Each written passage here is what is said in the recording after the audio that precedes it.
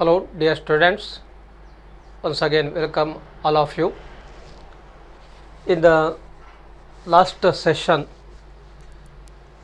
we have discussed the sole proprietorship,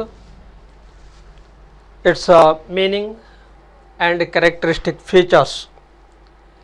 ಏಕ ವ್ಯಕ್ತಿ ವ್ಯಾಪಾರಿ ಸಂಘಟನೆ ಮತ್ತು ಅದರ ಲಕ್ಷಣಗಳನ್ನು ಹಿಂದಿನ ಸೆಷನ್ನಲ್ಲಿ ನಾವು ತಿಳಿದುಕೊಳ್ಳುವ ಪ್ರಯತ್ನವನ್ನು ಮಾಡಾಗಿದೆ. ಏಕ ವ್ಯಕ್ತಿ ವ್ಯಾಪಾರಿ ಸಂಸ್ಥೆ, ಇದರಲ್ಲಿ ಒಂದು ವ್ಯಕ್ತಿ ತನ್ನಲ್ಲಿರುವಂತಹ ಬಂಡವಾಳವನ್ನು ತೊಡಗಿಸಿ ಒಂದು ವ್ಯವಹಾರವನ್ನು ಪ್ರಾರಂಭಿಸಿ ಆ ವ್ಯವಹಾರದ ಎಲ್ಲ ಚಟುವಟಿಕೆಗಳನ್ನು ತಾನೇ ನಿರ್ವಹಿಸಿ ಅದರಿಂದ ಬಂದಂಥ ಲಾಭವನ್ನು ತಾನೇ ಅನುಭವಿಸ್ತಾನೆ. ಈ ರೀತಿಯಾಗಿ ಒಂದು ವ್ಯಕ್ತಿ ವ್ಯವಹಾರವನ್ನು ಪ್ರಾರಂಭಿಸಿ ಅದರ ಎಲ್ಲ ಆಗುಹೋಗುಗಳನ್ನು ನೋಡಿಕೊಳ್ಳುವುದರ ಮೂಲಕ ಆ ವ್ಯವಹಾರದ ಲಾಭವನ್ನು ತಾನೇ ಅನುಭವಿಸಿಕೊಳ್ಳುವ ರೀತಿಯಲ್ಲಿ ಆ ಸಂಘಟನೆಗಳನ್ನು ಹೊಂದಿದವಾಗ ಅದನ್ನು ಏಕ ವ್ಯಕ್ತಿ ವ್ಯಾಪಾರಿ ಸಂಘಟನೆ ಅಂತ ನಾವು ಕರಿತೇವೆ. ಒಂದು ತರಹದ ವ್ಯವಹಾರಿ ಸಂಘಟನೆಗಳ ಮಾಲೀಕತ್ವ ಇದು. ವ್ಯವಹಾರಿ ಸಂಘಟನೆಗಳ ಮಾಲೀಕತ್ವದಲ್ಲಿ ಹಲವಾರು ವಿಧಗಳನ್ನು ನಾವು ಕಾಣ್ತೇವೆ. ಏಕ ವ್ಯಕ್ತಿ ವ್ಯಾಪಾರಿ ಸಂಘಟನೆ, ಹಿಂದೂ ಅವಿಭಕ್ತ ಕುಟುಂಬ ಪದ್ಧತಿಯ ಮಾಲೀಕತ್ವ, ಪಾಲುಗಾರಿಕಾ ಮಾಲೀಕತ್ವ ಹಾಗೂ ಸಹಕಾರಿ ಸಂಘದ ಮೂಲಕ ಮಾಲೀಕತ್ವ, ಕೂಡು ಬಂಡವಾಳ ಸಂಸ್ಥೆಯ ಮಾಲೀಕತ್ವ, ವಿವಿಧ ಬಗೆಯಲ್ಲಿ ಕಾಣ್ತೇವೆ. ಪ್ರತಿಯೊಂದು ಮಾಲೀಕತ್ವದಲ್ಲಿ ವ್ಯವಹಾರಿ ಸಂಘಟನೆಗಳಲ್ಲಿ ಅದರದ್ದೇ ಆದಂತಹ ಅನುಕೂಲತೆ ಮತ್ತು ಅನಾನುಕೂಲತೆಗಳು ಇದ್ದಿರ್ತವೆ. On the basis of that characteristic features, speciality of that sole proprietorship, sole proprietary form of business organization also derives certain merits, or it is an advantageous in starting some business. The various benefits which we can derive from this form of business organizations are quick decision, confidentiality of informations, direct incentives, sense of accomplishment, easy formation and closure. Besides this, there will be number of benefits. Mainly, one of the advantages or the benefits of this proprietary form of business ownership is quick decisions. Students, in the proprietary form, individual ownership, as you know, individual, he himself is owned and managed the business. Day-to-day activities of the business will be carried on by the individual themselves, the proprietor. He himself is the decision maker in their business organization. While taking of the decisions regarding the various activities of the business, he need not consult any others. So this makes him to take the decisions promptly and quickly. With these quick decisions, any times he can adopt the changes in his business. By this, he take use of the business opportunities effectively. ಈ ಏಕ ವ್ಯಕ್ತಿ ವ್ಯಾಪಾರಿ ಸಂಘಟನೆಯ ಒಂದು ವಿಶೇಷವಾದಂಥ ಅನುಕೂಲತೆ ಅಂತಂದ್ರಲ್ಲಿ ನಿರ್ಧಾರಗಳನ್ನು ಶೀಘ್ರವಾಗಿ ತೆಗೆದುಕೊಳ್ಳಲಿಕ್ಕೆ ಸಾಧ್ಯ ಆಗಲ್ಪಡ್ತವೆ. ಯಾವುದೇ ಒಂದು ವ್ಯವಹಾರದ ಯಶಸ್ಸು ಆ ವ್ಯವಹಾರದಲ್ಲಿ ತೆಗೆದುಕೊಳ್ತಕ್ಕಂತಹ ನಿರ್ಧಾರವನ್ನು ಅವಲಂಬಿಸಿ ಇರ್ತವೆ. ಯಾಕೆಂದರೆ ಇಲ್ಲಿ ಇನ್ the business world there will be changes in a day to day business world. There will be number of changes. We have to carry on our business by adopting of these changes in our business. Then only we can face the competitions, we can take use of the opportunities. ಈ ವ್ಯವಹಾರದಲ್ಲಿ ನಮಗೆ ಉದ್ಭವ ಆಗತಕ್ಕಂಥ ಅವಕಾಶಗಳನ್ನು, ಮಾರುಕಟ್ಟೆಯಲ್ಲ ಅವಕಾಶಗಳನ್ನು, ದಿನೇ ದಿನೇ ಬದಲಾವಣೆ ಆಗ್ತಕ್ಕಿರ್ತಕ್ಕಂಥ ಅವಕಾಶಗಳನ್ನು, ಅದರ ಸದುಪಯೋಗವನ್ನು ಪಡೆದುಕೊಳ್ಬೇಕಿದ್ರೆ ಆದಷ್ಟು ಶೀಘ್ರ ನಿರ್ಣಯಗಳನ್ನು ತೆಗೆದುಕೊಳ್ಳಲಿಕ್ಕೆ ಸಾಧ್ಯವಾದಾಗ ಮಾತ್ರ ಆ ಅನುಕೂಲಗಳು ನಮಗೆ ದಕ್ಕಲ್ಪಡ್ತವೆ. ಈ ಏಕವ್ಯಕ್ತಿ ವ್ಯಾಪಾರಿ ಸಂಘಟನೆಯಲ್ಲಿ ಮಾಲೀಕನೂ ಅವನೇ, ಅದರ ನಿರ್ವಹಣೆಯ ಜವಾಬ್ದಾರಿಯೂ ಕೂಡ ಅವನದ್ದೇ ಆಗಿರೋದ್ರಿಂದ ಆ ವ್ಯವಹಾರದ ನಿರ್ವಹಣೆಗೆ ಸಂಬಂಧಪಟ್ಟಂತಹ, ಆ ವ್ಯವಹಾರಿ ಚಟುವಟಿಕೆಗಳಿಗೆ ಸಂಬಂಧಪಟ್ಟಂತಹ ನಿರ್ಧಾರಗಳನ್ನು ತೆಗೆದುಕೊಳ್ಳುವಾಗ ಬೇರೆ ಯಾರ ಸಲಹೆಯನ್ನಾಗಿ ಅವನು ವೇಟ್ ಮಾಡ್ತಕ್ಕಂಥ ಅವಶ್ಯಕತೆ ಇರೋದಿಲ್ಲ.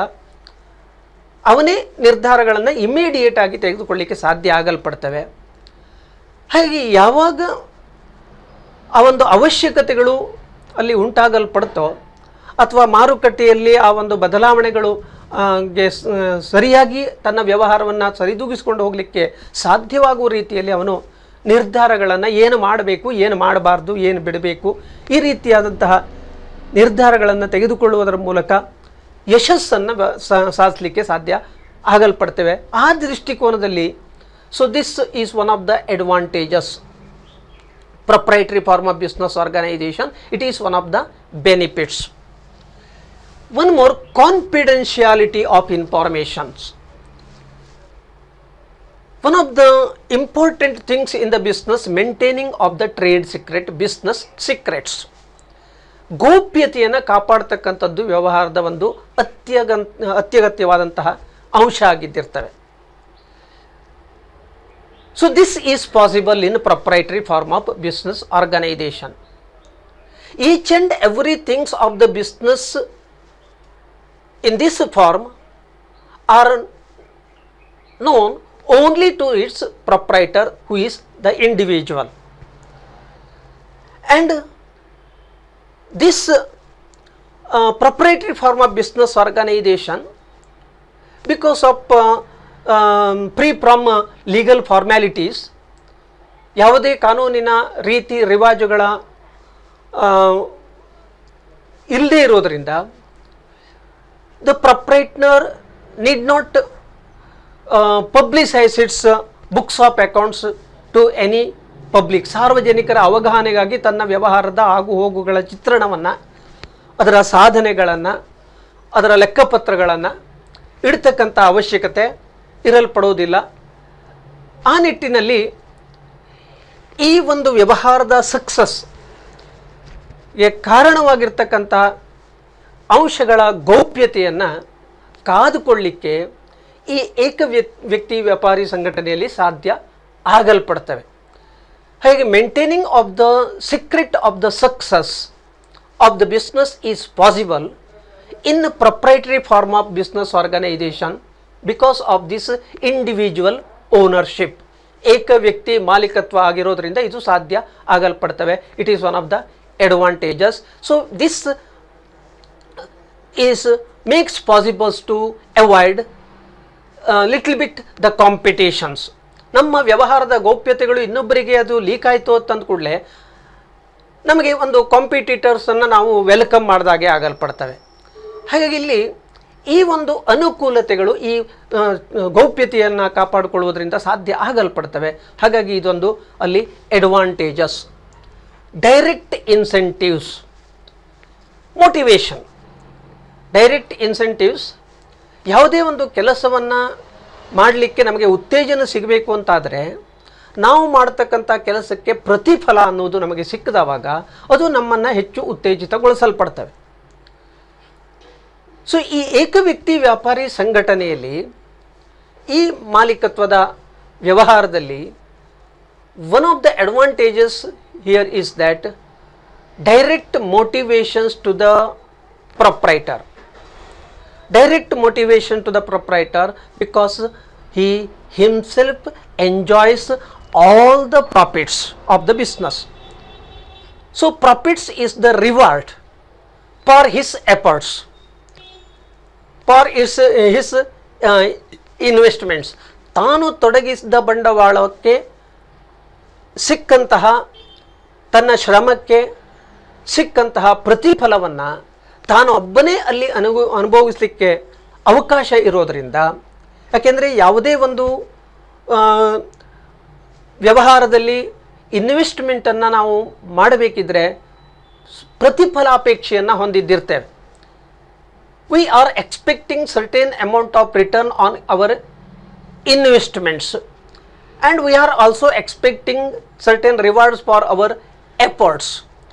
When these rewards are available, automatically we will be motivated to further invest, to expand the business, and to put best of the efforts, more and more amount of the efforts. So this is what the motivations in utilizing the best of the resources effectively and efficiently in to carry on the business in more successfully. ಹಾಗಾಗಿ ಇಲ್ಲಿ ಆ ಒಂದು ಉತ್ತೇಜನ ಸಿಗಲ್ಪಡೋದ್ರಿಂದ ವ್ಯವಹಾರದ ಉದ್ದಕ್ಕೂ ಆ ಒಂದು ಪ್ರೊಪ್ರೈಟರ್ನನ್ನು ಉತ್ಸುಕವನ್ನಾಗಿ ಇಡಲ್ಪಡ್ತವೆ. ಆವಾಗ minimum amount of the capital, maximum amount of the returns he can earn by putting his best of the efforts. ಹಾಗೆ ನಮ್ಮ ಶ್ರಮ, ಯಾಕೆಂದರೆ ಪ್ರತಿಯೊಂದು ಇಂಡಿವಿಜುವಲ್ನ ಒಂದು ಎಟಿಟ್ಯೂಡ್ ಯಾವ ರೀತಿ ಇರ್ತವೆ ಅಂತಂದರೆ ಇಲ್ಲಿ, so he may be capacity to do but may not will to do. ಹಾಗಾಗಿ ಇಲ್ಲಿ ಅವನಿಗೆ ಸಾಮರ್ಥ್ಯ ಇದ್ದರೂ ಕೂಡ ಇಚ್ಛೆ, ಆ ಸಾಮರ್ಥ್ಯವನ್ನು ತೊಡಗಿಸ್ತಕ್ಕಂಥ ಇಚ್ಛೆ ಅನ್ನೋದು ಇರಲ್ಪಡೋದಿಲ್ಲ. ಸೊ ಈ ಒಂದು willingness to put the best of efforts is possible only if he is properly motivated. So this motivation by means of rewards the effective or the reasonable rewards for his efforts. So this reasonable rewards for the efforts is there in this proprietary form of business organization. There is a direct incentive because the profit, whatever the profits earned are rewarded to the proprietor, are enjoyed by the proprietor. So it is one of the advantages. He need not share the profit of the business to anybody else. So this is one of the advantages. Sense of accomplishment, self satisfaction. Here in this proprietary form of business organization, he himself will have a satisfaction on his efforts when he is achieving the success in his business. So this success of the business is the credit of his contribution of efforts. So this is also, ಹಾಗೆ ಆ ಒಂದು ವ್ಯವಹಾರದ success ಅನ್ನೋದು ಅವನಿಗೆ ಆ ಒಂದು ತನ್ನ ability, so ಅವನ ಸಾಮರ್ಥ್ಯದ ಮೇಲೆ ಹೆಚ್ಚು ಸಮಾಧಾನವನ್ನು ತಂದುಕೊಡಲ್ಪಡ್ತವೆ. ಯಾಕೆಂದರೆ so here it is a reward for his ability ಆಗಿರಲ್ಪಟ್ಟಿರೋದ್ರಿಂದ ನನ್ನ ಸಾಮರ್ಥ್ಯಕ್ಕೆ ತಕ್ಕ ಪ್ರತಿಫಲ ನನಗೆ ಸಿಕ್ಕಿದೆ ಅಂತಂದ ಕೂಡಲೇ ಅವಾಗ ಸಮಾಧಾನ ಅನ್ನೋದು ಇದ್ದಿರ್ತವೆ. So this when this proprietor is self satisfied, automatically he is motivated to enter in this business and to continue in this business. So this is one of the advantages of that proprietary form of business organization. One more, easy formation and closure. Easy formation and closure, it is also one of the advantages in the proprietary form of business organization. Means anytime he can start, anytime he can close. He is free to start and free to close according to his will. So he can carry on his business, because in this proprietary form of business ownership, in its speciality or in its features, we have come across easy formation means no any legal formalities to start the business. ಈ ಒಂದು ಕಾನೂನಿನ ರೀತಿ ರಿವಾಜುಗಳನ್ನು ಪೂರೈಸಬೇಕಾದಂತಹ ಅಗತ್ಯತೆ ಇಲ್ಲ. ಹೆಚ್ಚು ಅಂತಂದರೆ ಒಂದು ಲೈಸೆನ್ಸನ್ನು ಪಡೆದುಕೊಳ್ಳುವಂಥ ಅವಶ್ಯಕತೆಗಳು ಬರ್ಬೋದು. ಬಿಟ್ಟರೆ ಯಾವುದೇ ಕಾನೂನಿನ ರಿವಾಜುಗಳು, ರೀತಿ ರಿವಾಜುಗಳು, ಈ ಏಕವ್ಯಕ್ತಿ ಮಾಲೀಕತ್ವದಲ್ಲಿ ಯಾವುದೇ ಒಂದು ವ್ಯವಹಾರವನ್ನು ಪ್ರಾರಂಭ ಮಾಡಬೇಕು ಅಂತಂದರೆ ನಮಗೆ ಆ ಕಾನೂನಿನ ಅಡಚಣೆ ಅನ್ನೋದು ಉಂಟಾಗಲ್ಪಡುವುದಿಲ್ಲ. ನಮಗೆ ನಮ್ಮ ಮನಸ್ಸಿನಲ್ಲಿ ಯಾವಾಗ ಒಂದು ವ್ಯವಹಾರವನ್ನು ಪ್ರಾರಂಭ ಮಾಡಬೇಕು ಅನ್ನುವ ಐಡಿಯಾ ಬಂತೋ, ಇಮ್ಮಿಡಿಯೇಟ್ಲಿ ನಾವು ಆ ಒಂದು ವ್ಯವಹಾರ ಪ್ರಾರಂಭಿಸುವುದಕ್ಕೆ ಸಂಬಂಧಪಟ್ಟು ಕಾರ್ಯೋನ್ಮುಖ ಆಗಬಹುದು. ಹಾಗಾಗಿ as and when the business opportunities comes, he can take use of these opportunities because of this easy formation. He can take the quick decisions to start the business. In this advantages, ಇದರಿಂದ ಆಗುವಂಥ ಅನುಕೂಲತೆ ಏನು ಅಂತಂದರೆ, ಇಲ್ಲಿ usually this proprietary form of business organization are started with his own savings, maybe limited amount of the capital. Suppose if there is any legal requirements to start the business, small amount of his capital, part of this capital may require to spend to comply with these legal formalities. So 100% capital he cannot take use in productive purposes in this business. So this may create a difficulty to the proprietor to comply with that legal formalities, because it may be expensive. ಹಾಗಾಗಿ ವ್ಯವಹಾರವನ್ನು ಪ್ರಾರಂಭ ಮಾಡಬೇಕು ಅನ್ನೋ ಒಂದು ಉದ್ದೇಶ ಹೊಂದ ತಕ್ಷಣ ಅಲ್ಲಿ ಪ್ರಾರಂಭ ಮಾಡಲಿಕ್ಕೆ ಕೆಲವೊಂದು ಕಾನೂನಿನ ಅಡಚಣೆಗಳು ಅಥವಾ ರೀತಿ ರಿವಾಜುಗಳನ್ನು ಪೂರೈಸುವ ಅಗತ್ಯತೆ ಉಂಟಾಯಿತು ಅಂತಂದರೆ, ಅವನಲ್ಲಿರುವಂತಹ ಕನಿಷ್ಠ ಮೊತ್ತದ ಬಂಡವಾಳದಲ್ಲಿ ಒಂದು ಭಾಗವನ್ನು ಆ ಕಾನೂನಿನ ನಿಯಮಾವಳಿಗಳನ್ನು ಪೂರೈಸಲಿಕ್ಕೆ ವ್ಯಯಿಸಬೇಕಾಗ್ತವೆ. ಆವಾಗ ಬಿಸ್ನೆಸ್ಸಿಗೆ ಅಂತ ಉಳಿತಕ್ಕಂಥ ಭಾಗ ಇನ್ನೂ ಸಣ್ಣದಾಗಲ್ಪಡ್ತವೆ. ಇಲ್ಲಿ ಆ ಒಂದು ಕಾನೂನಿನ ರೀತಿ ರಿವಾಜುಗಳು ಈಸಿ ಫಾರ್ಮೇಷನ್ ಇರೋದರಿಂದ ಎಲ್ಲ ಅವನ ಆ ಬಂಡವಾಳದ ಮೊತ್ತವನ್ನು ವ್ಯವಹಾರದಲ್ಲೇ ತೊಡಗಿಸುವುದರ ಮೂಲಕ ಹೆಚ್ಚಿನ ಲಾಭವನ್ನು ಗಳಿಸಲಿಕ್ಕೆ ಸಾಧ್ಯ ಆಗಲ್ಪಡ್ತವೆ. So effective utilization of his limited amount of resources, because he is not required to spend any single rupees to comply with legal formalities, so easily he can form his business organization. And closer, suppose if he suffered a loss, or if he is intended to change the business from one area to another area, flexibility. So any times he can close the present business and start the another business, because he is the decision maker. He himself is the decision maker.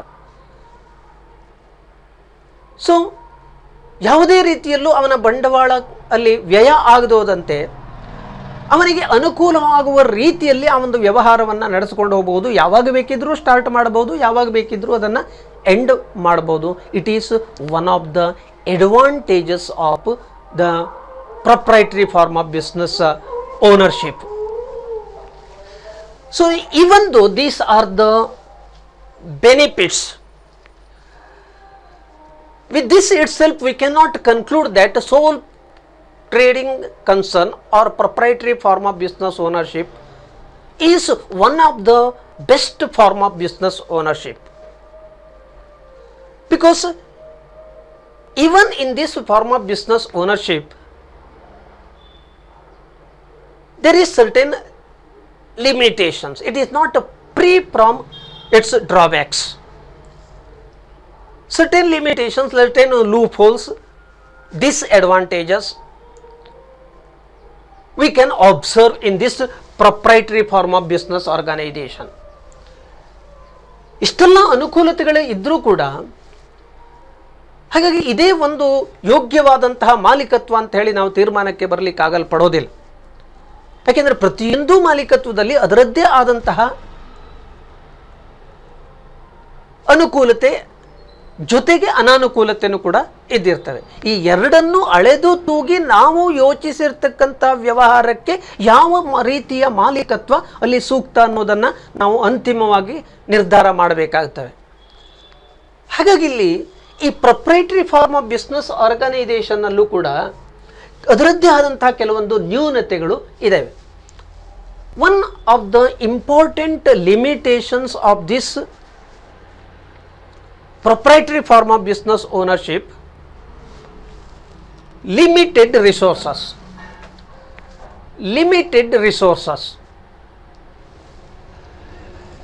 ನಿಯಮಿತವಾದಂತಹ ಸಂಪನ್ಮೂಲ. Only one man contribution.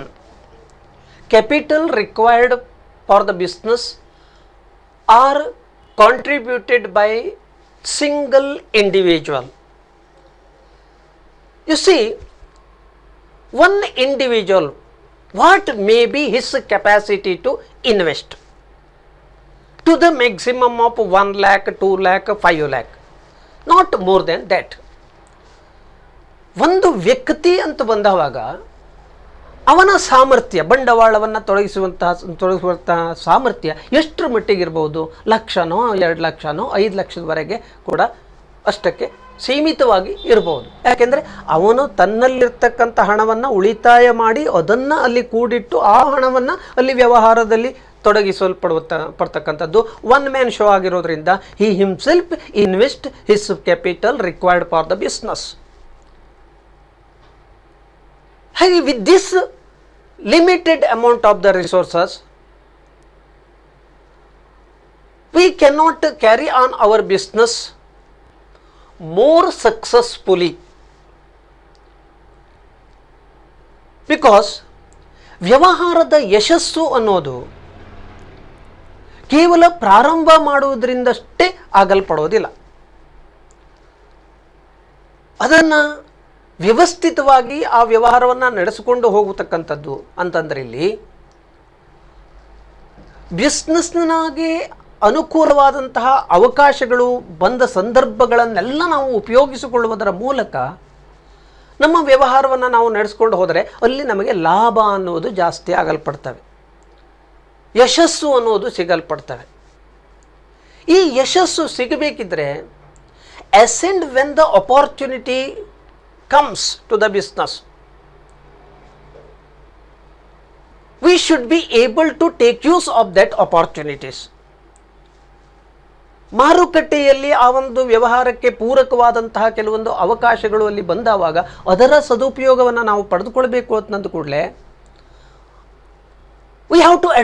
we may require to adopt changes in our business, but to increase our turnover, to increase our production, to expand our business.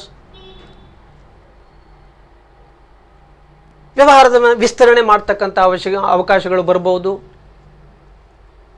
ಇದರ ಪ್ರಯೋಜನವನ್ನು ನಾವು ಪಡ್ಕೊಳ್ಬೇಕು ಅಂತಂದಾವಾಗ ಹೆಚ್ಚಿನ ಮೊತ್ತದ ಬಂಡವಾಳದ ಅವಶ್ಯಕತೆ ಇದ್ದಿರ್ತವೆ. ಇನ್ನೊಂದು, ನಮ್ಮ ಲೋಕಾಲಿಟಿಗೆ ಮೀರಿ ನಾವು ದಾಟಿ ಹೋಗಬೇಕು, ನಮ್ಮ ವ್ಯವಹಾರವನ್ನು ವಿಸ್ತರಿಸಬೇಕು ಅಂತಂದರೆ ಅಲ್ಲಿ ಬಂಡವಾಳ ಜಾಸ್ತಿ ಬೇಕು ಅಂತಂದರೆ ಇನ್ಯಾರನ್ನೂ ಕೇಳುವ ಹಾಗಿಲ್ಲ. ಅವಾಗಲ್ಲಿ ನನ್ನಲ್ಲಿರುವ ಇತಿಮಿತಿಯೊಳಗೆ ನಾನು ನನ್ನ ವ್ಯವಹಾರವನ್ನು ನಡೆಸ್ಕೊಂಡು ಹೋಗಬೇಕಾದವಾಗ there is no scope for expansion. ವಿಸ್ತರಣೆಗೆ ಅಲ್ಲಿ ಅವಕಾಶ ಸಿಗಲ್ಪಡೋದಿಲ್ಲ. ಎಲ್ಲಿ ನಮಗೆ ವಿಸ್ತರಣೆಗೆ ಅವಕಾಶ ಸಿಗಲ್ಪಡೋದಿಲ್ವೋ we cannot expect the maximum amount of the profit. ಈ ಸಂಪನ್ಮೂಲಗಳ ಕೊರತೆ ಅನ್ನೋದು ಯಾವ ರೀತಿ ಆ ಒಂದು ಏಕ ವ್ಯಕ್ತಿ ಮಾಲೀಕತ್ವದ ವ್ಯವಹಾರದಲ್ಲಿ ಅಡಚಣೆಯನ್ನು ಉಂಟು ಮಾಡ್ತವೆ ಅಂತಂದ್ರೆ ಇಲ್ಲಿ ನಮ್ಮ ವ್ಯವಹಾರದ ವಿಸ್ತರಣೆಯಾಗಲಿ, ವ್ಯವಹಾರದಲ್ಲಿ ಭವಿಷ್ಯದಲ್ಲಿ ಉಂಟಾಗತಕ್ಕಂಥ ಯಾವುದೇ ಒಂದು ಅವಕಾಶಗಳ ಪ್ರಯೋಜನವನ್ನಾಗಲಿ ತೆಗೆದುಕೊಳ್ಳಿಕ್ಕೆ ಆಗಲ್ಪಡೋದಿಲ್ಲ. ಯಾಕೆಂದರೆ ನಮಗೆ ಇಲ್ಲಿ ಸಾಲ ಮಾಡಿ ಆದರೂ ಆ ಒಂದು ವಿಸ್ತರಣೆಯನ್ನು ಮಾಡುವ ಅಂತಂದ್ರೆ ಇಲ್ಲಿ no body or effort to sanction the loan to this proprietary form of business organizations because of the unlimited liability of that or because of heavy amount of risk which are borne by that individual themselves. So ಈ ಒಂದು ಅದರಲ್ಲಿರ್ತಕ್ಕಂಥ ರಿಸ್ಕನ್ನು ಒಬ್ಬನೇ bear ಮಾಡೋಕ್ಕೆ ಆಗಿರೋದ್ರಿಂದ the credit worthiness of the proprietor is low. So nobody ready to sanction the loans. ಹಾಗೆ ಸಾಲನೂ ಸಿಗೋದಿಲ್ಲ, ನಮ್ಮ ಹತ್ರ ಬಂಡವಾಳ ಇಲ್ಲ ಅಂದಮೇಲೆ ನಾವು ಎಲ್ಲಿದ್ದೇವೋ ಅಲ್ಲೇ ಇರಬೇಕಾಗ್ತವೆ. ಹಾಗಾಗಿ ವ್ಯವಹಾರದಲ್ಲಿ ಮುಂದುವರಿಯಲಿಕ್ಕೋ ಅಥವಾ ವಿಸ್ತರಣೆಯನ್ನು ಮಾಡುವುದರ ಮೂಲಕ ಹೆಚ್ಚಿನ ಯಶಸ್ಸನ್ನು ಅಥವಾ ಪೈಪೋಟಿಯನ್ನು ಆ ಒಂದು ಕಾಂಪಿಟೇಷನನ್ನು ಫೇಸ್ ಮಾಡಲಿಕ್ಕೆ ಸಾಧ್ಯ ಆಗಲ್ಪಡೋದಿಲ್ಲ. Because of these limited resources, ಮಿತವಾದಂತಹ ಸಂಪನ್ಮೂಲ and limited life. So one of the success of the business depends upon its continuity. ವ್ಯವಹಾರದ ಯಶಸ್ಸು ಒನ್ ಫೈನ್ ಮಾರ್ನಿಂಗ್ನಲ್ಲಿ ಎಕ್ಸ್ಪೆಕ್ಟ್ ಮಾಡುವಂಥದ್ದಲ್ಲ. ದೀರ್ಘಾವಧಿಯಲ್ಲಿ ನಾವು ಆ ಒಂದು ವ್ಯವಹಾರದಲ್ಲಿ ಉಳ್ಕೊಂಡ್ವಿ ಅಂತಾದರೆ we can have a dream to achieve the success. ಆ ಒಂದು ವ್ಯವಹಾರದಲ್ಲಿ ಯಶಸ್ಸನ್ನು ಕಾಣ್ತಕ್ಕಂಥ ಕನಸನ್ನು ಕಾಣಲಿಕ್ಕೆ ಸಾಧ್ಯ ಆಗಲ್ಪಡ್ತವೆ. ಇವತ್ತೇ ನಾವು ಇನ್ವೆಸ್ಟ್ ಮಾಡಿ ನಾಳೆನೇ ನಮಗೆ ಲಾಭ ಸಿಗಬೇಕು ಅಂತಂದರೆ ಅದು ಸಾಧ್ಯ ಆಗ್ತವೆ ಅಂತ ಹೇಳಲಿಕ್ಕೆ ಬರೋದಿಲ್ಲ. Because in a business one of the the features of the business, every business involves the risk. ವ್ಯವಹಾರದಲ್ಲಿ ಲಾಭದ ಜೊತೆಗೆ ನಷ್ಟ ಭಯನೂ ಕೂಡ ಇದ್ದಿರ್ತವೆ. ಹಾಗೆ ಆ ನಷ್ಟಗಳನ್ನು ಭರಿಸಿಕೊಂಡು ಮುಂದುವರಿತಕ್ಕಂಥ ಸಾಮರ್ಥ್ಯ ನಮ್ಮಲ್ಲಿದ್ದಾವಾಗ we can have a dream today or tomorrow we can achieve the success. So ಇಲ್ಲಿ if there is a heavy amount of the losses, to what extent the individual can bear that much amount of the losses? If he is not in a position to bear such an amount of the losses, he is to no alternative to him, he is to put an end to his business. ಅದಕ್ಕೆ ಇತಿಶ್ರೀಯನ್ನು ಹಾಡಬೇಕಾಗ್ತವೆ. ಅದು ನಾಳೆನೂ ಕೂಡ ಆಗಿರ್ಬೋದು, ಇವತ್ತು ಪ್ರಾರಂಭ ಮಾಡಿ ನಾಳೆನೂ ಕೂಡ ಆಗಿರ್ಬೋದು. Because individual proprietor, uncertainty in his life, as and when the proprietor dies, due to the death of the proprietor, bankruptcy of the proprietor, the business will comes to an end. ಈ ಸಾವು ಅನ್ನುವುದು ಆ ಒಂದು ಮಾಲೀಕ, ಏಕ ವ್ಯಕ್ತಿ ಮಾಲೀಕ ಆಗಲ್ಪಟ್ಟಿರೋದ್ರಿಂದ ಅವನ ಇರುವಿಕೆಯನ್ನು ಅವಲಂಬಿಸಿ ಆ ವ್ಯವಹಾರದ ಇರುವಿಕೆ ಇದ್ದಿರ್ತವೆ. ಹಾಗಾಗಿ ಈ ಒಂದು ವ್ಯಕ್ತಿ ಆ ಒಂದು ಏಕ ವ್ಯಕ್ತಿಯ ಮಾಲೀಕತ್ವದ ಥರದ ಸಂಘಟನೆಯಲ್ಲಿ ಮಾಲೀಕನು ಎಲ್ಲಿಯ ತನಕ ಇರ್ತಾನೋ ಅಲ್ಲಿಯ ತನಕ ಅವನ ವ್ಯವಹಾರ ಇರ್ತವೆ ಅಂತ ಆದವಾಗ ಅವನು ಎಲ್ಲಿವರೆಗೆ ಇರ್ತಾನೆ ಅನ್ನುವುದು ಅನಿಶ್ಚಿತ. Any times he May dies.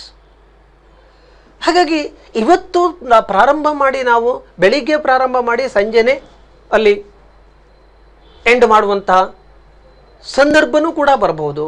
No guarantee about its continuity. ಅದರ ನಿರಂತರತೆಯ ಬಗ್ಗೆ ಯಾವುದೇ ಒಂದು ನಿಶ್ಚಿತತೆ ಅನ್ನುವುದು ಇಲ್ಲದೆ ಹೋದವಾಗ ಅಂತಹ ವ್ಯವಹಾರದಲ್ಲಿ ಯಶಸ್ಸನ್ನು ಕಾಣಲಿಕ್ಕೆ ಸಾಧ್ಯ ಆಗಲ್ಪಡೋದಿಲ್ಲ. It is one of the great drawbacks in the proprietary form of business ownership. Limited life, no continuity, no continuity in the business, unlimited liability. So one more, unlimited liability of the proprietor. As already told, liability means obligation of the owners to pay off the debts of the business. See here there are two types, limited liability and unlimited liability. In a limited liability, the owners are held liable to the debts of his business only to the extent of the amount of capital invested by them. ಅಂದರೆ ವ್ಯವಹಾರದ ಸಾಲವನ್ನು ಮರುಪಾವತಿ ಮಾಡಲಿಕ್ಕೆ ಸಂಬಂಧಪಟ್ಟು ಆ ಒಂದು ವ್ಯವಹಾರಿ ಸಂಸ್ಥೆ ಸಾಲ ಮರುಪಾವತಿ ಮಾಡಲಿಕ್ಕೆ ಸಾಧ್ಯವಾಗದೆ ಹೋದವಾಗ ಅದರ ಹೊಣೆಗಾರಿಕೆ ಆ ಮಾಲೀಕನ ಮೇಲೆ ಬರ್ತವೆ. ಅದನ್ನು ಮರುಪಾವತಿ ಮಾಡತಕ್ಕಂಥ ಹೊಣೆಗಾರಿಕೆ ಮಾಲೀಕನ ಮೇಲೆ ಬರ್ತವೆ ಸಹಜವಾಗಿ. ಈ ಒಂದು ವ್ಯವಹಾರದ ಸಾಲದ ಮರುಪಾವತಿಗೆ ಸಂಬಂಧಪಟ್ಟು ಮಾಲೀಕನ ಹೊಣೆಗಾರಿಕೆ ಕೇವಲ ವ್ಯವಹಾರಿ ಸಂಸ್ಥೆಯಲ್ಲಿ ಅವನು ತೊಡಗಿಸಲ್ಪಟ್ಟಿರ್ತಕ್ಕಂಥ ಬಂಡವಾಳದ ಮೊತ್ತಕ್ಕಷ್ಟೇ ಸೀಮಿತವಾಗದಿದ್ದರೆ ಅದನ್ನು ನಿಯಮಿತ ಹೊಣೆಗಾರಿಕೆ ಅಂತ ನಾವು ಕರೀತೇವೆ. ಅಂದರೆ ಇಲ್ಲಿ the debts of the business, when the business are failed to pay off the debts, organizations are failed to pay off the debts of the business, how it will be satisfied? Out of the sale proceeds of the properties of the business, the satisfaction of the claims of that creditors or the debts of the business will be made. ಯಾವುದೇ ಒಂದು ವ್ಯವಹಾರದಲ್ಲಿ ಸಾಲವನ್ನು ತೆಗೆದುಕೊಂಡು ವ್ಯವಹಾರ ನಡೆಸ್ತಾ ಇದ್ದಾವಾಗ ಆ ಸಾಲ ಮರುಪಾವತಿ ಮಾಡಲೇಬೇಕು. ಟರ್ಮ್ಸ್ ಆ್ಯಂಡ್ ಕಂಡೀಷನ್ ಪ್ರಕಾರ ಯಾವ ಷರತ್ತಿನ ಮೇಲೆ ತೆಗೆದುಕೊಂಡಿದ್ದೇವೋ ಆ ಷರತ್ತಿನ ಪ್ರಕಾರ ಅದರ ಮರುಪಾವತಿ ಬಡ್ಡಿ ಸಮೇತ ಆಗಲ್ಪಡಬೇಕಾಗುತ್ತವೆ. Suppose if there is a continuous loss in the business, it may not be in a positions to make payment of even interest on loan. ಆವಾಗಲ್ಲಿ when there is a default, ವಿಫಲ ಆದ ಸಂದರ್ಭದಲ್ಲಿ ಆ ಒಂದು ವ್ಯವಹಾರದ ಆಸ್ತಿಯನ್ನೆಲ್ಲ ಹರಾಜು ಮಾಡಿ ಅದರಿಂದ ಬಂದಂಥ ಹಣವನ್ನು ಸಾಲ ಮರುಪಾವತಿಗೆ ಅಂತ ಉಪಯೋಗಿಸುತ್ತೇವೆ. ಅಂದರೆ ಯಾವಾಗ ಆ ವ್ಯವಹಾರಿ ಸಂಸ್ಥೆಯ ಆಸ್ತಿಗಳೆಲ್ಲ ಹರಾಜಾಯಿತು ಅಂತಂದ್ರಲ್ಲಿ ಮಾಲೀಕನ ಬಂಡವಾಳ ಪೂರ್ತಿ ಅಲ್ಲಿ ನಷ್ಟ ಆಯಿತು ಅಂತಲೇ ಅರ್ಥ. ಯಾಕೆಂದರೆ ಈ ಮಾಲೀಕನ ಬಂಡವಾಳ ವ್ಯವಹಾರದಲ್ಲಿ ತೊಡಗಿದಂತಹ ಬಂಡವಾಳ ನಗದು ರೂಪದಲ್ಲಿ ಇರೋದಿಲ್ಲ, ಅದು ಆಸ್ತಿಯ ಮೇಲೆ ತೊಡಗಿಸಿದ್ದಿರ್ತವೆ, land, building, machinery etcetera. Out of the sale proceeds of these assets, the loans will be cleared. Even these sale proceeds are not enough to satisfy 100% claims, debts. What about the remaining amount of unsatisfied claims? ಉಳಿದಂಥ ಮೊತ್ತಕ್ಕೆ ಈ ನಿಯಮಿತ ಹೊಣೆಗಾರಿಕೆ ಆದ ಪಕ್ಷದಲ್ಲಿ ಮಾಲೀಕನು ಜವಾಬ್ದಾರನಾಗಲ್ಪಡುವುದಿಲ್ಲ. Only he is limited to the properties of the business, ಅಂದರೆ limited to the extent of the capital which are represented in this properties of the business. The lender, ಸಾಲ ಕೊಟ್ಟವನು ಮತ್ತೆ ಅವನನ್ನು ಉಳಿದ ಮೊತ್ತಕ್ಕೆ ಮಾಲೀಕನನ್ನು ಕೇಳುವಂಥ ಯಾವುದೇ ಹಕ್ಕು ಇರಲ್ಪಡುವುದಿಲ್ಲ. ಈ ಥರದ ಮಾಲೀಕನ ಹೊಣೆಗಾರಿಕೆಯನ್ನು ನಿಯಮಿತ ಹೊಣೆಗಾರಿಕೆ ಅಂತ ನಾವು ಕರೀತೇವೆ. ಅನಿಯಮಿತ ಹೊಣೆಗಾರಿಕೆ ಅಂತಂದ್ರಲ್ಲಿ there is no limit. He is held liable until full satisfaction of the claims. ಅಂದರೆ ಇಲ್ಲಿ even though the business properties are not enough to pay off the debts of the business, still the proprietor will be held liable for the remaining amounts out of the personal properties. ಅವನ ಖಾಸಗಿ ಆಸ್ತಿಯನ್ನಾದರೂ ಮಾರಾಟ ಮಾಡಿ ಆ ಸಾಲವನ್ನು ತೀರಿಸಬೇಕಾಗ್ತವೆ, ವ್ಯವಹಾರದ ಸಾಲವನ್ನು ತೀರಿಸಬೇಕಾಗ್ತವೆ. ಅಂದರೆ ಇಲ್ಲಿ to the debts of the business liability of the owner not only limited to the capital, extent of his capital, also extended to their personal properties. ಖಾಸಗಿ ಆಸ್ತಿಗೂ ಕೂಡ ಅದು ವಿಸ್ತರಣೆ ಆಗಲ್ಪಡ್ತವೆ ಇನ್ ಸ್ಯಾಟಿಸ್ಫ್ಯಾಕ್ಷನ್ ಆಫ್ ದ ಕ್ಲೇಮ್ಸ್. ಈ ರೀತಿ ಅವನ ಖಾಸಗಿ ಆಸ್ತಿಗೂ ಅವನ ವ್ಯವಹಾರದ ಸಂಬಂಧಪಟ್ಟಂಥ ಹೊಣೆಗಾರಿಕೆ ಅವನ ಖಾಸಗಿ ಆಸ್ತಿಗೂ ವಿಸ್ತರಣೆ ಆಯಿತು ಅಂತಂದರೆ ಅದನ್ನು ಅನಿಯಮಿತ ಹೊಣೆಗಾರಿಕೆ ಅಂತ ನಾವು ಕರೀತೇವೆ. ಸೊ ಇಲ್ಲಿ ಈ ಸ್ವರೂಪ ನಾವು ಆ ಒಂದು ವೈಶಿಷ್ಟ್ಯತೆಯಲ್ಲಿ ಗಮನಿಸಿದ್ದೇವೆ. Liability, nature of the liability of the proprietor is unlimited, it self is and disadvantages. ಈ ಒಂದು ವೈಶಿಷ್ಟ್ಯತೆಯೇ ಇಲ್ಲಿ ಈ ಮಾಲೀಕತ್ವದಲ್ಲಿ ಈ ಒಂದು ತರಹದ ಸಂಘಟನೆಯಲ್ಲಿ ಇರತಕ್ಕಂಥ ದೋಷ, ಅನಾನುಕೂಲತೆ. ಯಾಕೆಂದರೆ ಇಲ್ಲಿ unlimited liability. Suppose if there is any unsatisfied claims, the proprietor may lease to lose his personal properties. ವ್ಯವಹಾರದಲ್ಲಿ 10 ರೂಪಾಯಿ ತೊಡಗಿಸ್ಕೊಂಡು 100 ರೂಪಾಯಿ ಅಲ್ಲಿ ಕಳ್ಕೊಳ್ಳುವಂತಹ ಒಂದು ಪರಿಸ್ಥಿತಿ ಉದ್ಭವ ಆಗುವಂತಹ ಸಾಧ್ಯತೆಗಳು ಇದ್ದಿರ್ತವೆ.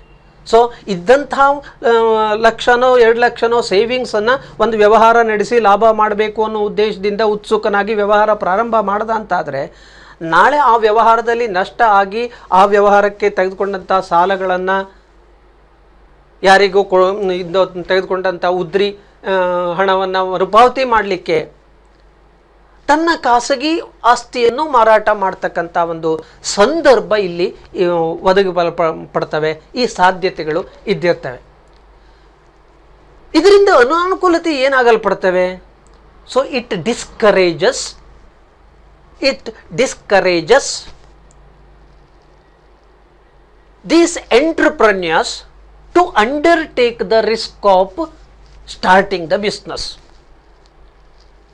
ಈಗ ನನ್ನ ಕೈಲಿ ಹಣ ಇದ್ದರೂ ಕೂಡ ವ್ಯವಹಾರದಲ್ಲಿ ನಾನು ಸಣ್ಣ ಪ್ರಮಾಣದಲ್ಲೋ ದೊಡ್ಡ ಪ್ರಮಾಣದಲ್ಲೋ ನನ್ನ ಇತಿಮಿತಿಯೊಳಗೆ ಒಂದು ವ್ಯವಹಾರ ನಡೆಸಬೇಕು ಅನ್ನುವ ಒಂದು ಇಚ್ಛೆ ನನಗಿದ್ದರೂ ಕೂಡ ನಾಳೆ ಇದ್ದ ಹಣವನ್ನು ಕಳೆದುಕೊಳ್ಬೇಕು ಅನ್ನುವ ಭಯದಿಂದ ನಾನು ಆ ಒಂದು ವ್ಯವಹಾರವನ್ನು ಪ್ರಾರಂಭಿಸಲಿಕ್ಕೆ ಮುಂದಾಗಲ್ಪಡೋದಿಲ್ಲ. It ಡಿಸ್ಕರೇಜಸ್.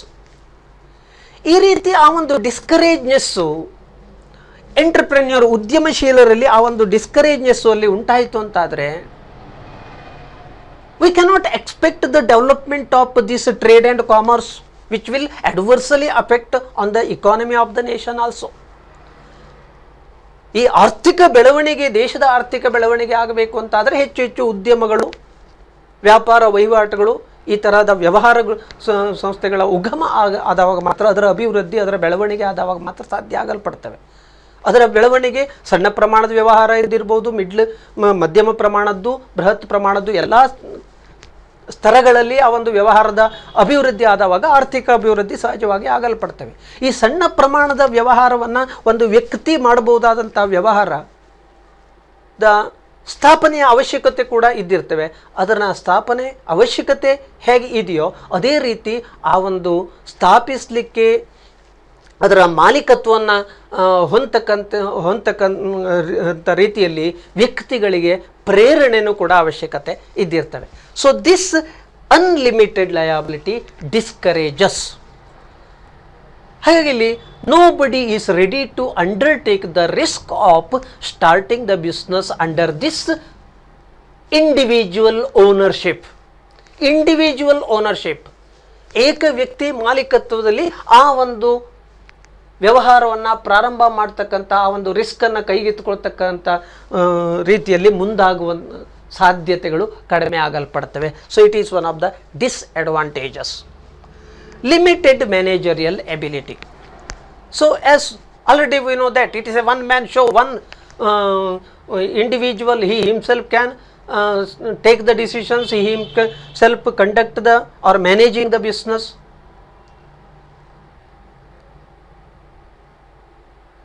But this whatever the decisions are taken, must be effective. Effective in the sense that ಯಾವುದೇ ಒಂದು ನಿರ್ಧಾರ ಅನ್ನೋದು ನಮಗೆ ತೋಚಿದ ರೀತಿಯಲ್ಲಿ ತೆಗೆದುಕೊಂಡು ಬಿಟ್ಟರೆ ಅದು ನಿರ್ಧಾರ ಆಗಬಹುದು, ಬಿಟ್ಟರೆ ಸಮರ್ಪಕವಾದಂಥ ನಿರ್ಧಾರ ಆಗಲ್ಪಡೋದಿಲ್ಲ. ಒಂದು ಸಮರ್ಪಕ ನಿರ್ಧಾರ ಅಂತ ಯಾವಾಗ ಆಗುತ್ತವೆ? The effective decision, when the decisions will be effective only if it is taken in exchange of ideas of severals. ಬೇರೆ ಬೇರೆಯವರ ಸಲಹೆ ಸೂಚನೆಗಳನ್ನೆಲ್ಲ ಆಧರಿಸಿ ಒಂದು ನಿರ್ಧಾರವನ್ನು ತೆಗೆದುಕೊಂಡವಾಗ ಆ ನಿರ್ಧಾರ ಹೆಚ್ಚು ಪರಿಪಕ್ವವಾದಂಥ ನಿರ್ಧಾರ ಆಗಲ್ಪಡ್ತವೆ. Here in this proprietary form, the proprietor will not consult anybody in taking of the decisions. He is the sole owner. He himself will take the decisions. It may be quick. He may be possible to take immediate decisions, quick decisions. One side there may be advantages. But here, however, this individual is able to manage his business. ಕೇವಲ ನಿರ್ಧಾರ ಅಷ್ಟೇ ಅಲ್ಲ, ಆ ನಿರ್ಧಾರದ ಅನುಷ್ಠಾನನೂ ಕೂಡ ಆಗಲ್ಪಡಬೇಕು. That itself should be with proprietor. ಯಾಕೆಂದರೆ ಇಲ್ಲಿ ನಿರ್ಧಾರ ತೆಗೆದುಕೊಳ್ಳುವವನವನೇ ಆ ನಿರ್ಧಾರವನ್ನು ಅನುಷ್ಠಾನಗೊಳಿಸ್ತಕ್ಕಂಥ. He himself is the manager, he himself is the employee of the business, executor of its plan. ಯೋಜಿಸುವವನು ಅವನೇ, ತಾನನ್ನ ನಿರ್ಧಾರಗಳನ್ನು ಅನುಷ್ಠಾನಗೊಳಿಸುವವನು ಅವನೇ. ಸೊ ನಿರ್ಧಾರವನ್ನು ತೆಗೆದುಕೊಳ್ಬೋದು, okay, but implementation of the decisions properly needs certain skill. The business ಹೆತ್ ನಂದು ಕೂಡಲೇ ಇಲ್ಲಿ ಉತ್ಪಾದನೆ ಇದ್ದಿರ್ತವೆ, ಮಾರಾಟ ಇದ್ದಿರ್ತವೆ, ವಿವಿಧ ಚಟುವಟಿಕೆಗಳು, ಮಾರಾಟದ ಚಟುವಟಿಕೆ, ಉತ್ಪಾದನಾ ಚಟುವಟಿಕೆ, ಖರೀದಿ ಚಟುವಟಿಕೆ, ಅದೇ ಲೆಕ್ಕಪತ್ರಗಳನ್ನು ಇಡ್ತಕ್ಕಂತಹ ಒಂದು ಚಟುವಟಿಕೆ, ಜಾಹೀರಾತು ಮಾಡ್ತಕ್ಕಂಥ ಆ ಒಂದು ತಮ್ಮ ಪ್ರಾಡಕ್ಟನ್ನು ಮಾರುಕಟ್ಟೆಯಲ್ಲಿಗೆ ಪಬ್ಲಿಷ್ ಮಾಡ್ತಕ್ಕಂಥದ್ದು ಅಥವಾ ಅಡ್ವರ್ಟೈಸ್ ಮಾಡ್ತಕ್ಕಂತಹ ಒಂದು ಚಟುವಟಿಕೆ, ಹಲವಾರು ವ್ಯಾವಹಾರಿಕ ಚಟುವಟಿಕೆಗಳು ಅಲ್ಲಿ ಇರ್ತವೆ. ಈ ಎಲ್ಲ ಚಟುವಟಿಕೆಗಳನ್ನು ನಾವು ಸಮರ್ಪಕವಾಗಿ ನಿಭಾಯಿಸಲ್ಪಟ್ಟವಾಗ ಮಾತ್ರ ನಮ್ಮದು ವ್ಯವಹಾರದ ಯಶಸ್ಸು ಸಾಧ್ಯ ಆಗಲ್ಪಡ್ತವೆ. ಸೊ ಅದು ಸಮರ್ಪಕವಾಗಬೇಕಿದ್ರೆ ಆ ಎಲ್ಲ ರಂಗದಲ್ಲೂ ಕೂಡ, ಉತ್ಪಾದನಾ ರಂಗದಲ್ಲಿ, ಮಾರಾಟದ ರಂಗದಲ್ಲಿ, ಲೆಕ್ಕಪತ್ರಗಳ ಇಡುವ ವಿಷಯದಲ್ಲಿ, ಎಲ್ಲವುದರಲ್ಲೂ ನಮಗೆ ಆ ಒಂದು ಪ್ರಾವೀಣ್ಯತೆ, ಆ ಒಂದು ಕೌಶಲ್ಯ ನಮ್ಮಲ್ಲಿ ಇದ್ದವಾಗ ಮಾತ್ರ we can handle all these activities with ourselves. But in a proprietary form, you see that individual ಅಂದ ಕೂಡಲೇ no any individual, already you know that no any individual are perfect in each and every field. Every individual will have its own limitations. ಈಗ ನನ್ನ ಹತ್ರ ಬಂಡವಾಳ ಇರಬಹುದು, ಆದರೆ ಅಕ್ಷರ ಜ್ಞಾನ ಇಲ್ಲದೆ ಇರಬಹುದು. But this will not disturb to start the business. ಯಾಕೆಂದರೆ no any legal formalities, individual anybody can, there is no any educational requirements to start the business under this proprietary ownership. ಏಕ ವ್ಯಕ್ತಿ ಮಾಲೀಕತ್ವದಲ್ಲಿ ಒಂದು ವ್ಯವಹಾರವನ್ನು ಪ್ರಾರಂಭ ಮಾಡಬೇಕು ಅಂತಂದರೆ ನನ್ನ ಹತ್ರ ಒಂದಿಷ್ಟು ಹಣ ಇದ್ದರೆ ಸಾಕು, ಬಿಟ್ಟರೆ ನನಗೆ ಯಾವುದೇ ಒಂದು ಅಕ್ಷರ ಜ್ಞಾನ ಇರಬೇಕು, ಯಾವುದೇ ಕ್ವಾಲಿಫಿಕೇಷನ್ ಅರ್ಹತೆ ಇರಬೇಕು, ಯಾವುದೇ ಕಟ್ಟುಕಟ್ಟಳೆಗಳು ಈ ಒಂದು ಏಕ ವ್ಯಕ್ತಿ ವ್ಯಾಪಾರಿ ಸಂಘಟನೆಯಲ್ಲಿ ಇಲ್ಲ. ಹಾಗಾಗಿ ಅದನ್ನು ಈಸಿ ಫಾರ್ಮೇಷನ್ ಅಂತ ನಾವು ಹೇಳ್ಬಿಡ್ತೇವೆ. ಎಸ್, ಈಸಿ ಫಾರ್ಮೇಷನ್ ಏನೋ ಸರಿ, ಆದರೆ ಆ ವ್ಯವಹಾರವನ್ನು ನಡೆಸಿಕೊಂಡು ಹೋಗ್ತಕ್ಕಂಥದ್ದಕ್ಕೆ ಒಂದು ಕೌಶಲ್ಯ, ನಿರ್ವಹಣಾ ಕೌಶಲ್ಯ ಅನ್ನೋದು ಬೇಕಾಗ್ತವೆ. ಎಲ್ಲ ಒಂದು ಫೀಲ್ಡ್ನಲ್ಲೂ ನಾವು ಎಕ್ಸ್ಪರ್ಟ್ ಇರದೇ ಇರೋದ್ರಿಂದ ಅವಾಗಲ್ಲಿ we can not get success in the business. We can not properly implement our decisions. We can not take decisions, even decisions perfectly. So every field there will be chances of failure, so which will affect on the success of the business. Limited managerial ability, limited managerial ability. So these are the limitations of proprietary form of business organization.